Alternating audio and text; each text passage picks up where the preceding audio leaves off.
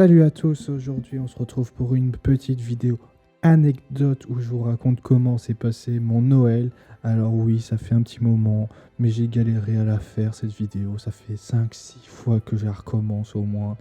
Donc cette fois-ci c'est la bonne, du moins j'espère. Je vais vous raconter du coup comment s'est passé mon Noël à Banff dans les Rocheuses au Canada, où je suis resté du 24 au 26. Alors de base je voulais rester 5 jours, mais bon, vu les prix, 3 jours c'est bien. 3 jours c'est bien. Avant de commencer à raconter ma petite histoire, je vous invite... À quoi? Je vous invite à prendre de quoi manger, de quoi boire, un petit plaid pour rester au chaud, et puis bah, c'est parti!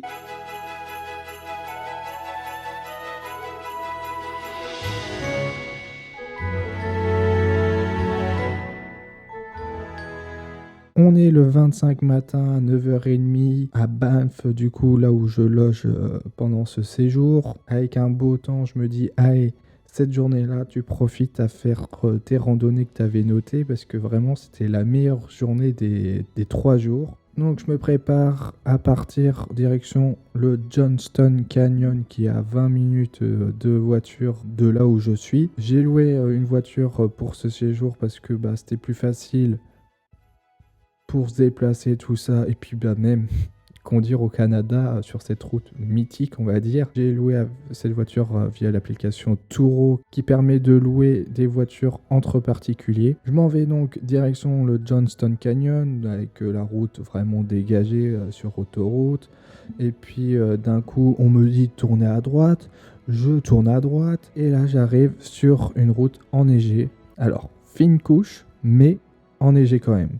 Première fois que je conduis vraiment sous la neige, je dis bon, on va conduire prudemment, tranquillement, tu as le temps, voilà, tranquille, tranquille. Personne devant, personne derrière, la route à toi tout seul, vas-y, tranquille, on y va, je roule en plein milieu, je prends mon temps. Et au bout de 5-6 km comme ça, j'aperçois au loin une montée. Pour être certain d'arriver en haut, je vais mettre un peu plus de gaz, et puis ça va le faire. Je m'engage. Je mets un peu plus de gaz, tout se passe bien, et d'un coup, pouf, je perds le contrôle, j'essaye de rattraper tant bien que mal la voiture, mais rien n'y fait, et je m'enfonce tranquillement dans le fossé. Bon, donc là, je sors de la voiture, je tourne la tête à gauche, et qu'est-ce que je vois? 3 voitures en bas, qui me regardent, je fais... Coucou, oui c'est moi, ouais, c'est moi. Donc je fais le tour, je regarde un peu comment ça se passe, j'essaye de reculer, tout ça, rien n'y fait. Au bout d'un moment, il y a un monsieur qui vient m'aider, qui pousse la voiture et qui me guide en même temps. Donc il me dit va à droite, va à gauche, je suis ses ordres, je vais à droite, je vais à gauche. Au bout d'un moment, bah si je reculais ou si j'avançais, bah ça bougeait plus. Donc là, je sors de la voiture et qu'est-ce que je vois? Eh ben, la roue arrière gauche ne touche plus le sol. Ah ouais, et là, à ce moment-là, je me dis, ça va être compliqué vraiment de bouger, là. Donc, le monsieur, il me dit, bah, maintenant, vous avez plus qu'à appeler votre assurance. Oui, bah, pas de souci, je vais appeler mon assurance. Oui. J'ouvre la boîte à gants, je vois qu'il y a un papier avec le numéro d'assurance, tout ça à appeler. J'essaye de joindre, je n'y arrive pas. Et le monsieur, il me dit, bah écoutez, vous allez où de base? Je fais, bah je vais au Johnston Canyon. Et il me dit, ok, je vous emmène, parce que nous aussi, avec ma femme, on y allait. Je vous emmène, prenez vos affaires, mettez les warnings, et peut-être là-bas, il y aura un bureau pour vous aider. Sur le trajet, je me dis, mais comment j'aurais pu faire? Parce qu'il restait une dizaine de kilomètres. Ça montait, ça descendait, droite, gauche, tout ça. J'étais en mode, wow, mais j'aurais jamais pu arriver jusqu'au bout en fait. Et on arrive donc au lieu de rendez-vous de la randonnée. 2 choses que je remarque. Premièrement, il n'y a pas de bureau. Deuxièmement, eh ben, je vois des voitures comme la mienne. Et là, je me dis, comment vous avez fait? Et donc après, à ce moment-là, le monsieur il me dit, voilà un numéro de dépanneur, essayez de les joindre et voyez ce qu'il en dit. Avec mon niveau exécrable, lamentable, tout ce que vous voulez d'anglais, parce que toute l'histoire que je vais vous raconter, dites-vous que voilà, tout se passe en anglais, hein, avec mon niveau que certains connaissent. Et bah, je fais, monsieur, Est-ce que je peux jouer votre gentillesse? Est-ce que vous pouvez appeler à ma place, s'il vous plaît? Et là, il me fait: «Oui, oui, pas de souci, donnez-moi votre portable, j'appelle et puis on va voir». Et il tombe du coup sur le dépanneur et le dépanneur lui dit: «Oui, pas de souci, c'est 600 $.» Pardon? Oui, c'est 600 $. Mince, il y a il y a un truc qui me bloque là dans la gorge. 600 quoi? 600 $. Et donc sa femme lui dit: mais 600 $ juste pour vraiment, c'est juste l'enlever de là où elle est. Oui, bah écoutez, madame, on est Noël, c'est un dimanche, c'est jour férié, il n'y a pas beaucoup de monde qui travaille, c'est 600 $. Ok, ça fait beaucoup là quand même. Bah écoutez, vous voyez avec votre assurance, et puis vous me redites. Donc le monsieur me dit: bah maintenant vous n'avez plus qu'à appeler votre assurance. J'appelle l'assurance. Je tombe sur une dame super sympa qui parle français, donc ça m'aide beaucoup à expliquer la situation, tout ça. Elle me dit: oui, il n'y a pas de souci, on peut s'en occuper. Faut d'abord que je vois avec le propriétaire pour savoir s'il accepte qu'on enlève la voiture et bien sûr le prévenir en même temps. Et je reviens vers vous, mais à mon avis, ça ne sera pas avant demain matin. Comment ça, pas avant demain matin? Ok, bah pas de souci. Donc j'explique la situation au couple et ils me disent: bah maintenant vous êtes là, allez faire la randonnée et puis vous inquiétez pas, on va vous ramener après là où vous logez. Donc je vais faire la randonnée, je profite. Voilà, dans la randonnée, quand à y repenser, en fait, m'attendais peut-être à mieux, je sais pas si c'était par rapport au mood que j'avais, que j'étais vraiment pas vraiment dedans du coup, parce que je pensais qu'à ça, mais je m'attendais à un plus gros waouh. Je vous mets en même temps du coup des photos que j'ai prises là-bas, mais je m'attendais à un petit waouh en plus. Après, on n'a pas pu tout faire parce qu'il y avait un endroit qui était fermé pour cause de danger, à mon avis, de chute ou d'avalanche de neige. Donc je finis la randonnée, je rappelle l'assurance. Ils me disent: oui, c'est bon, on a vu avec le propriétaire, vous pouvez appeler plutôt ce numéro-là, parce que ici c'est plus le standard, on va dire. Et là, ça sera plus spécifique à votre situation.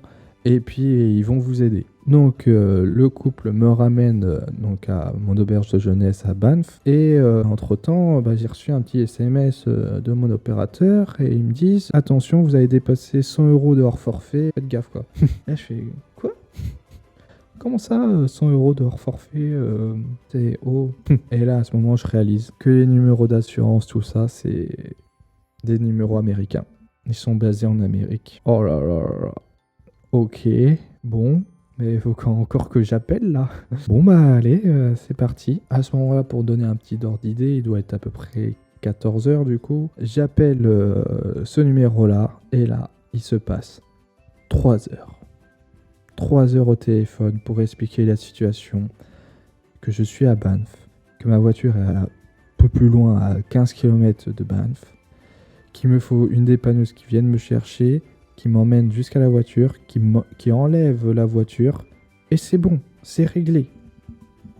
3 heures.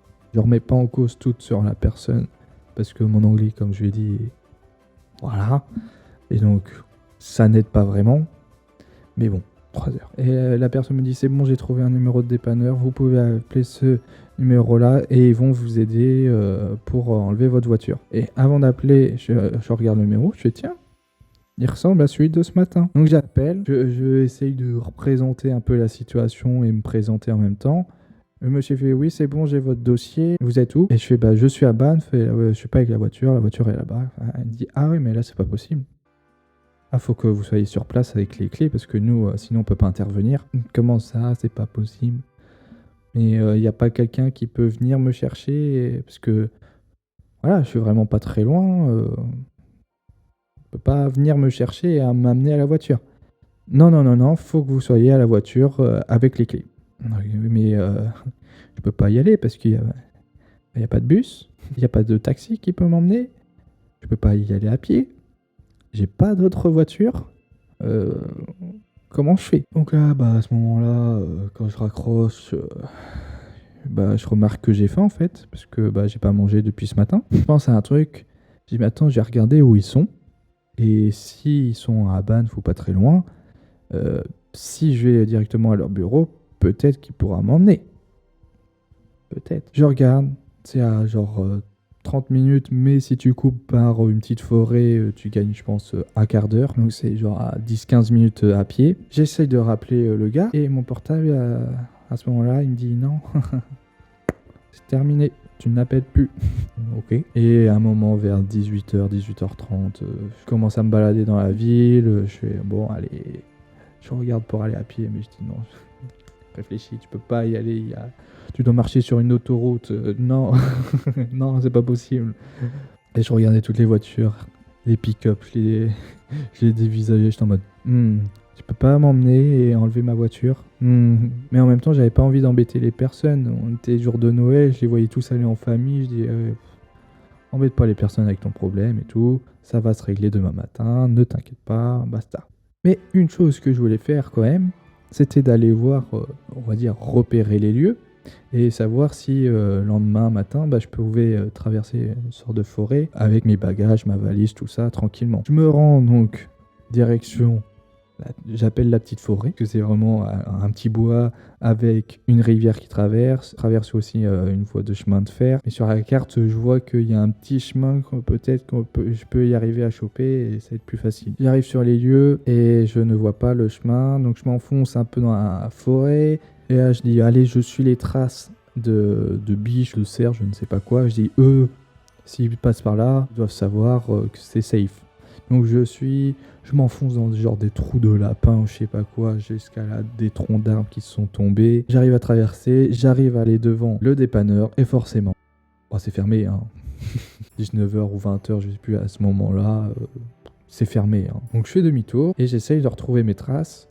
Je ne les retrouve pas, je m'en renfonce pareil dans la forêt et à un moment donné je vois une lumière au loin, donc je dis ça doit être de là où je suis venu, donc du lotissement, et je dis je suis la lumière, tout droit, et à un moment en fait je suis revenu sur mes pas, je suis revenu du côté de dépanneur, je fais ah oui mais c'est pas là que je dois aller, donc je relonge la forêt et à un moment je vois un chemin tout préfet, parfait, avec un petit ponton pour traverser la rivière. Je suis parfait, je continue et à ce moment-là, forcément, il y a le train qui passe. Et le train au Canada, c'est pas comme en France où c'est 10-30 secondes maximum quand ça passe un train.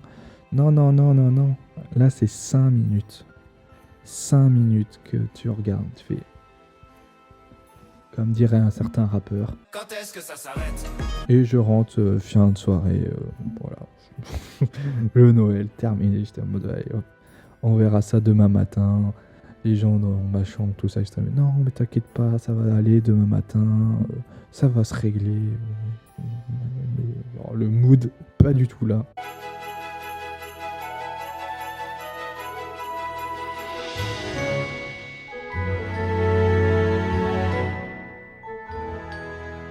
On est le lendemain, donc je me réveille vers 9h, je vais déjeuner, je déjeune presque rien parce que pas faim. Je vais directement chez le dépanneur, j'arrive au dépanneur, va au bureau, ça va être plus facile. J'arrive au bureau, j'explique mon cas, ils me disent ah ouais ok, je comprends, mais il faut que vous appelez le numéro, on va dire que vous avez appelé parce que c'est le standard et nous on peut rien faire, c'est eux qui ont la main. Donc j'appelle, mon portable, non. Mon portable dit c'est fini, j'explique et ils me disent ok je vais appeler. La dame tombe sur sa collègue on va dire, elle me dit ok tout ça, elle me dit mais vous vous sentez capable de reconduire la voiture, tout ça ça va, je fais oui, mais honnêtement la batterie j'ai peur parce que ça fait 24 heures là qu'elle est allée en warning, donc je fais à mon avis c'est pas bon. Elle me dit ah ouais mais là ça change complètement là. Comment ça ? Ah ouais, mais là, à mon avis, faut que vous appelez votre assurance parce que ça se trouve, faudra la ramener sur un camion. Vous venez d'où ? Vous voulez l'amener où ? Et Calgary. Ah ouais, là, faut que vous voyez avec votre assurance. Et à ce moment-là, la voix sur mon visage, détresse, en mode non. Non, j'ai pas envie de ça. Et entre-temps, bien sûr, j'ai reçu des messages du propriétaire qui me disait j'ai besoin de ma voiture, on m'a rappelé encore une fois, j'ai vraiment besoin de ma voiture. J'étais en mode calm down, j'essaye de gérer la situation, hein, ok. C'est pas facile pour moi. Du coup, j'essaye d'appeler l'assurance, mon portable toujours niet, donc ils me disent prenez le téléphone, essayez d'appeler pendant genre 5-10 minutes, j'étais comme ça.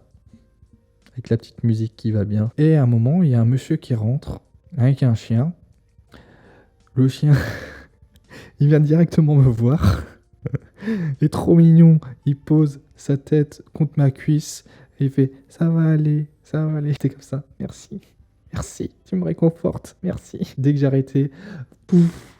Continuez, ça va aller, ça va aller. Et au bout d'un moment, le monsieur il pose la question, bah qu'est-ce qui se passe, pourquoi il est là, tout ça. La dame il explique la situation et il me dit mais vous avez une photo.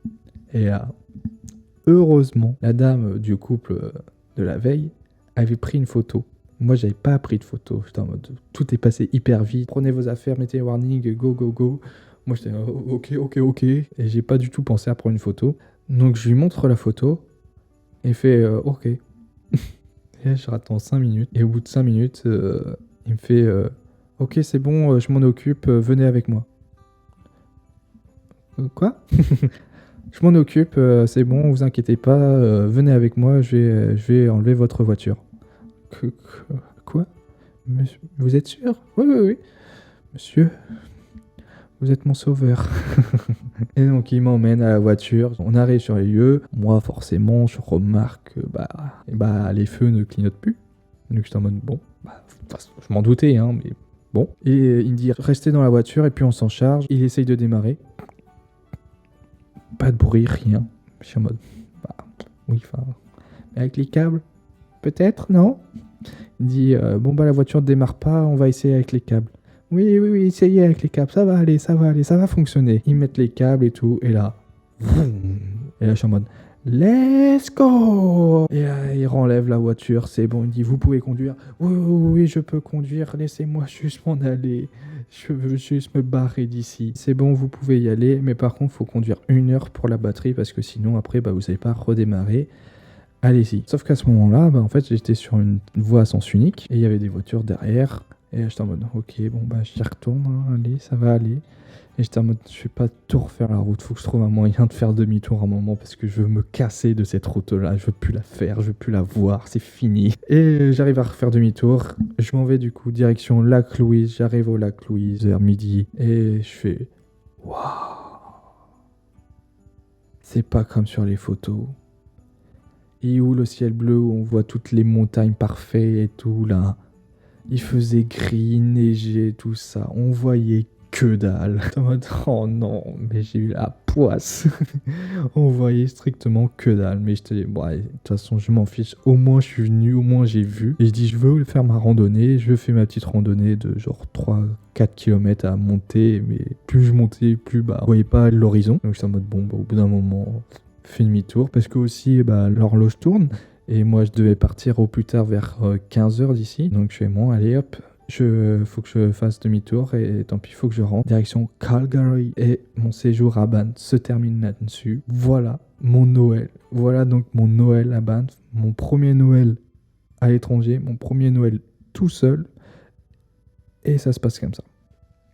J'espère que les autres, ça va être mieux. Donc voilà, donc si vous arrive quelque chose comme ça, premier réflexe, prenez des photos. Deuxième réflexe, restez proche de votre voiture, ça peut vous aider. Et troisième réflexe, ça va aller, ça va s'arranger, ne vous inquiétez pas, ça va s'arranger. Après, donc forcément, cette périple-ci, j'avais pas vraiment l'envie de filmer mes vacances, j'étais pas du tout dans le mood, même quand je me baladais dans Calgary, j'étais pas dedans, donc je vais sûrement faire une autre vidéo où je vais dire ce que j'ai pensé de Calgary, qui a visité, ce qui est intéressant à voir là-bas. Voilà, j'espère que cette vidéo anecdote du coup vous aura plu. Si vous avez aimé, connaissez la petite phrase, n'hésitez pas à lâcher un petit pouce bleu, à vous abonner, petit commentaire, ça fait toujours plaisir.